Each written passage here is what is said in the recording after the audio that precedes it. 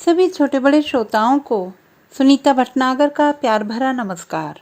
Audio stories के हमारे channel कहानी जगत में आप सभी का स्वागत है। हिंदी कहानियों की श्रृंखला में आइए आज सुनते हैं सुरेश सर्वेद जी द्वारा रचित कहानी अंतर्द्वंद्व। घंटी बजते ही मैंने दरवाजा खोला। सामने खड़ा युवक अनचाही मुस्कान होंठों पर बिखेरने के साथ ही मुझसे पूछ रहा था, खन्ना जी घर पर हैं? हम समझ गए कि इसे किराए का मकान चाहिए। पापा उसे भीतर ले गए। कल ही एक कमरा खाली हुआ था। पापा उससे जानना चाहते थे कि शादीशुदा हो या अविवाहित। वह क्षण भर चुप रहा। संभवतः इस प्रश्न से थक्कर हार चुका था। पापा के प्रश्न का उत्तर देने के बजाय उसने कहा, यदि मैं शादीशुदा ना हूं तो क्या मकान नहीं मिलेगा? पापा चुप रहे। उसने कहा, यदि यह बात है तो मैं चलूं? पापा ने चुप्पी तोड़ते हुए कहा, दरअसल घर में जवान बेटी। पापा वाक्य पूर्ण कर पाते कि उसने कहा, आपका कहना गलत नहीं है, मैं चलता हूँ। वह जाने लगा। मुझे और पापा को अच्छा नहीं लगा। पापा ने उसे रोकते हुए कहा था, तुम मकान देख तो लो। 300 रुपये मकान का किराया है, बिजली बिल अलग से पटाना होगा। औपचारिकता रूपक प्रश्न पर विराम लग गया। अब उसे कमरा देखकर हामी भरनी थी। उसने कमरा देखा, परखा और 300 रुपये किराए में मकान लेने पर उसने हामी भर दी। उसने किराए का अग्रिम 300 रुपये पापा के हाथ में थमा दिया। दूसरे दिन उसका सामान आया। वह हमारे घर में ही रहने लगा। प्रति माह बिना कुछ कहे वह बिजली का बिल और मकान का किराया दे देता था। उससे हमारी शुरू में निकटता नहीं थी। कुछ महीनों बाद हम उसकी आदत व्यवहार से परिचित हो चुके थे। पापा ने उससे 2-3 बार हमारे घर भोजन करने के लिए कहा, मगर उसने नहीं खाया। हमें उसका अस्वीकारना बुरा नहीं लगा। हमने सोचा शायद इसे दूसरे के घर भोजन करना ठीक न लगता होगा। वह जब तक घर में रहता भीतर ही घुसा रहता। आंगन में निकलता तो भी चुप ही रहता। उसकी मौन मुद्रा न जाने कब कैसे मेरे मन को उसकी ओर आकर्षित कर बैठी। महीनों बीत जाने के बाद भी उसने मेरी ओर नजर डालने की आवश्यकता नहीं समझी थी। कभी कभी मुझे लगने लगा था कि वह मेरी ओर देखे, मुझसे बातें करे। सच कहो तो मैं उसके आदत व्यवहार से आकर्षित हो गई थी। मैं उसे चाहने लगी थी। जब कभी भी हमारी नजरें टकराती तो मुझे सुखद अनुभूति होती। कैसी सुखद अनुभूति मैं समझ नहीं पाई थी।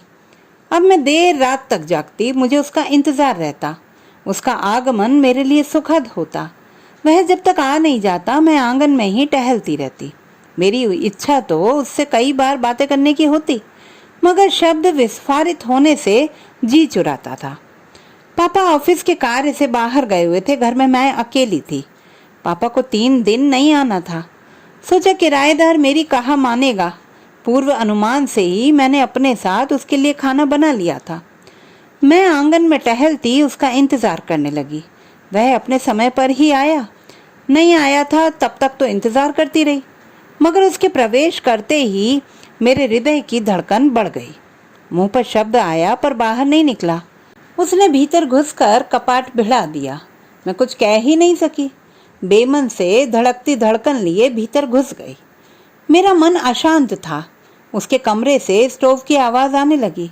मैं कभी किचन में जाती, कभी आंगन में जाती। उसका दरवाजा खटखटाना चाहती थी, परंतु मेरी इन तमाम क्रियाओं से निश्चिंत वह भोजन तैयार करने में व्यस्त था। स्टोव बजना बंद हो गया। बर्तनों की आवाज ने स्पष्ट कर दिया कि वह भोजन करने में जुट गया है। मैं उस रात खाना खा ही नहीं सकी। सुबह नाश्ता बनाया, उन्हें बुलाकर खिलाना चाहा। यह भी रात की तरह ही विफल रहा। वह तैयार होकर काम पर चला गया। मैं स्वयं को कोसती रही। निश्चय किया कि चाहे कुछ भी हो, मगर आज उससे आग्रह करूंगी। मन तो चाह रहा था कि वह दिन में ही घर आ जाए। उसे बीच में नहीं आना था सो नहीं आया। आया तो अपने समय पर ही।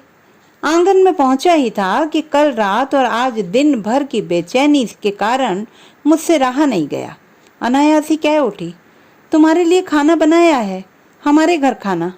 वह चुप रहा, अपने कमरे में चला गया। मुझे चोट लगी, आत्मा में चोट। यह तो घोर अपमान था।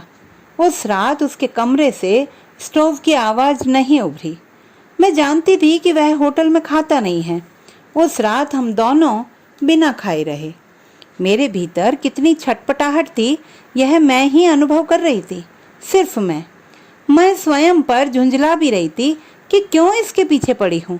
यह एक शब्द उगलने को तैयार नहीं और मैं पागलों की तरह इसका इंतजार करती हूँ, वह भी घंटों। अब मुझे इसका इंतजार नहीं करना चाहिए।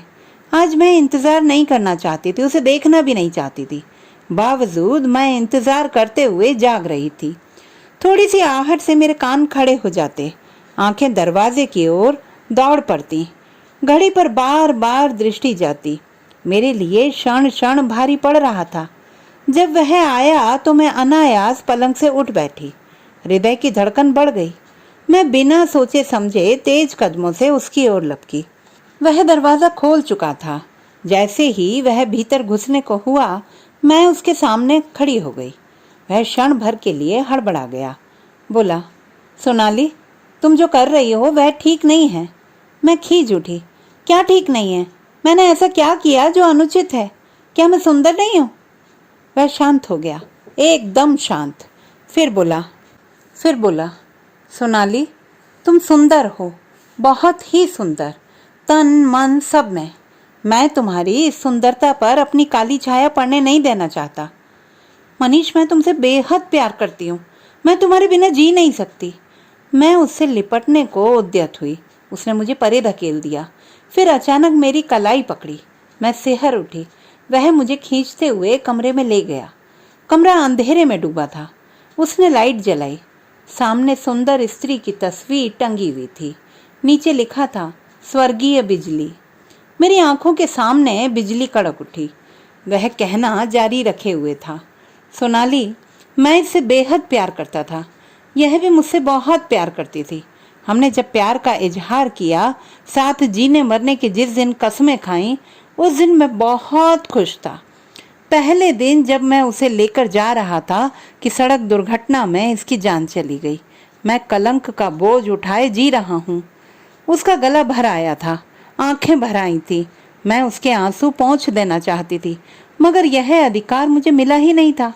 मैं कुछ नहीं कर सकी। उसने कहा, मैं नहीं चाहता कि इस कहानी की पुनरावृत्ति हो। मैं चुपचाप उसके कमरे से बाहर आ गई। उस रात न मैं सो पाई और शायद वह भी नहीं सो पाया। तीसरे दिन पापा आ गए।